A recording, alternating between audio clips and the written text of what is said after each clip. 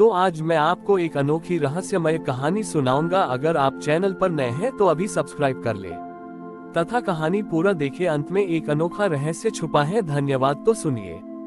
बहुत पुरानी बात है। एक पहाड़ी गांव के किनारे नकुल नाम का एक चरवाहा रहता था। नकुल के पास कोई जमीन नहीं थी, बस कुछ भेड़ें थीं जिन्हें वह दिन भर पहाड़ों की ढलानों पर चराता था। नकुल स्वभाव से बहुत ही सरल था। उसे पूजा पाठ की विधियां नहीं आती थीं, लेकिन वह महादेव को अपना सबसे अच्छा मित्र मानता था। जब भी उसे जंगल में कोई सुंदर जंगली फल या शहद का छत्ता मिलता, तो वह उसे एक पत्थर पर रखकर कहता, मित्र, आज ये तुम्हारे लिए है, पहले तुम चखो फिर मैं खाऊंगा। उसी गांव के मंदिर में एक बहुत बड़े पंडित जी रहते थे। वे शास्त्रों के प्रकांड ज्ञाता थे और शुद्धता का बहुत ध्यान रखते थे। एक दिन पंडित जी ने नकुल को देखा कि वह एक साधारण पत्थर के सामने बैठकर बातें कर रहा है और उसे अपने साथ लाए चने खिलाने की कोशिश कर रहा है। पंडित जी को बहुत गुस्सा आया। उन्होंने नकुल को डांटा, मूर्ख, भगवान ऐसे नहीं मिलते, उनके लिए संस्कृत के मंत्र चाहिए, अनुष्ठान चाहिए। तू इस पत्थर को अशुद्ध कर रहा है, यहाँ से भाग जा। नकुल डर गया और वहाँ से चला गया। उस दिन से उसने उस पत्थर के पास जाना छोड़ दिया, लेकिन उसका मन बहुत उदास रहने लगा। वह सोचने लगा कि महादेव तो बहुत बड़े हैं, वे मुझ जैसे अनपढ़ से भला क्यों बात करेंगे। नकुल ने महादेव से बात करना बंद कर दिया और चुपचाप अपनी भेड़ें चराने लगा। तभी गांव में एक अजीब समस्या आ गई। गांव की पुरानी बावड़ी का पानी अचानक कड़वा हो गया। जो भी उस पानी को पीता वह बीमार पड़ जाता। पंडित जी ने बहुत पूजा की, हवन किए और मंत्र पढ़े, लेकिन पानी ठीक का नहीं हुआ। गांव वाले प्यास से व्याकुल होने लगे। एक रात महादेव नकुल के सपने में आए। नकुल ने मुंह फेर लिया और बोला, प्रभु, आप पंडित जी के पास जाइए, मुझे मंत्र नहीं आते। महादेव हंसे और बोले, नकुल, मुझे मंत्रों की ध्वनि से ज्यादा तुम्हारे चने चबाने की आवाज पसंद थी। उस बावड़ी के पास जो पत्थर है, जिस पर तुम फूल चढ़ाया करते थे, उस पत्थर के नीचे एक जड़ दबी है। उसे बाहर निकालो और उस स्थान की मिट्टी साफ करो। अगली सुबह नकुल दौड़ता हुआ बावड़ी के पास पहुंचा। पंडित जी वहां बैठे जप कर रहे थे। नकुल ने साहस जुटाया और उस पत्थर को हटाया।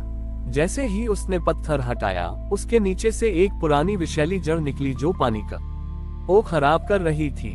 नकुल ने उस स्थान को अपने हाथों से साफ किया।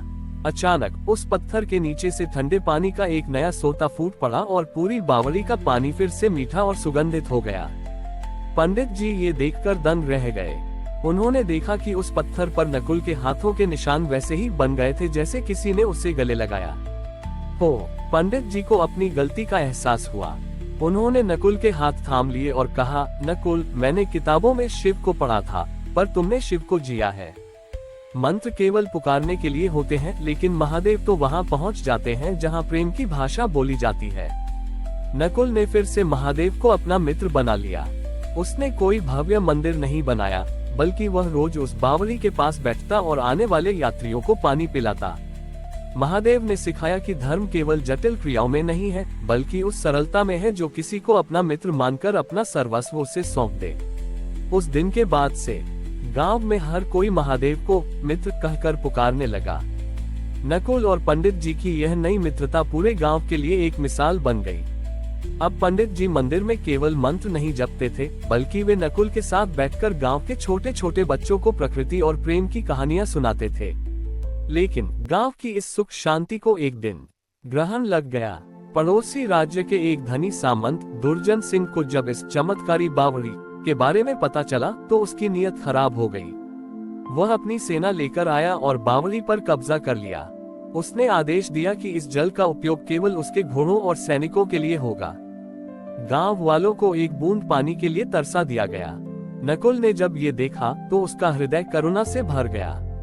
वह दुर्जन सिंह के पास गया और प्रार्थना की, महाराज, शिव का ये जल सबके लिए है, कृपया गांव के प्यासे बच्चों को वंचित न करें। लेकिन दुर्जन सिंह ने नकुल का अपमान किया और उसे धक्के देकर बाहर निकाल दिया। पंडित जी ने भी शास्त्रों का हवाला दिया, पर अहंकारी सामंत ने किसी की नहीं सुनी। उस रात नकुल उसी बावड़ी के किनारे अकेला बैठ गया।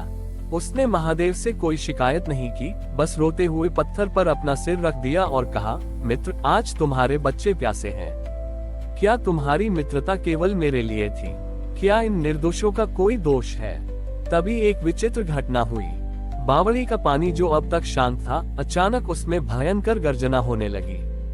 दुर्जन सिंह के सैनिक जो पानी भरने आए थे, उन्होंने देखा कि पानी के भीतर से असंख्य नंदी, बैल जैसे प्रतिबिंब दिखाई दे रहे हैं। जैसे ही कोई सैनिक पानी को छूता, उसे एक बिजली सा झटका लगता। देखते ही देखते बावड़ी के चारों ओर से हजारों की संख्या में जंगली बैल और नंदी प्रकट होने लगे और उन्होंने दुर्जन सिंह के खेमे को घेर लिया। दुर्जन सिंह डर के मारे कांपने लगा। उसे अपनी जान के लाले पड़ गए। तभी नकुल आगे बढ़ा और उसने शांति से बावली के जल को छुआ। उसके छूते ही जल फिर से शांत और शीतल हो गया। नकुल ने एक लोटा पानी भरा और दुर्जन सिंह की ओर बढ़ाते हुए कहा, महाराज, महादेव डराते नहीं हैं, वे बस ये बताते हैं कि प्रकृति और प्रेम पर किसी का अधिकार नहीं होता। प्यास सबको लगती है और पानी सबका है। दुर्जन सिंह का अहंकार पूरी तरह टूट गया। उसने नकुल के चरणों में अपनी तलवार रख दी और उसी समय बावली को मुक्त कर दिया। पंडित जी ने आगे बढ़कर नकुल को गले लगाया और कहा, नकुल, आज तुमने सिद्ध कर दिया कि जहाँ शास्त्र काम नहीं आते, वहाँ एक भक्त की पुकार महादेव के गणों को भी धरती पर उतार लाती है। नकुल और पंडित जी ने मिलकर उस बावली के पास एक सांझा चूल्हा शुरू किया, जहाँ कोई भी अमीर या गरीब, ऊंच या नीच आकर भोजन और जल ग्रहण कर सकता था। महादेव की वह बावली अब मैत्री सरोवर के नाम से जानी जाने लगी। नकुल ने अंत में सबको यही सिखाया कि महादेव से मांगो मत, महादेव को अपना बना लो। फिर जो तुम्हारा है वो उनका है और जो उनका है वो सबका है। हमारी और भी आध्यात्मिक एवं अनोखी कहानियां देखने के लिए हमारे चैनल पर जाएं तथा धार्मिक एवं पौराणिक अनोखी कहानियां हमारे चैनल पर है। कृपया जाके देखें तथा हमारे चैनल को सब्सक्राइब करके रखें और वीडियो लाइक जरूर करें। धन्यवाद।